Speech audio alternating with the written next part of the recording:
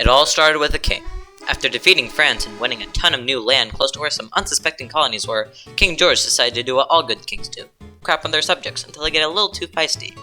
After a successful decade of crapping, which included such gracious acts like, "You don't get to pass those mountains because I said so," and "You don't get to send letters without paying me $50," and "Oops, itchy trigger finger,"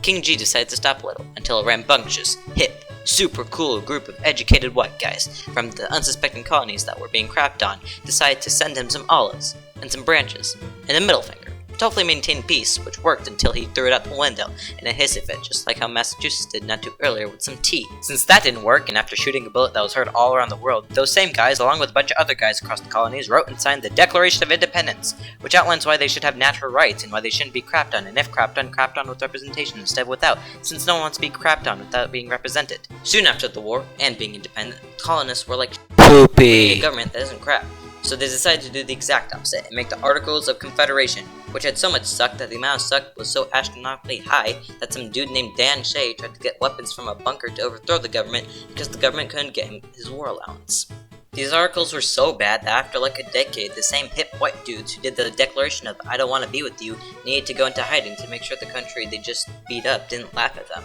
So in this new constitutional convention, these guys couldn't get along and decided to compromise every other decision, since because why not? It's not like later on this new government's gonna get heckled at for the amount of compromises.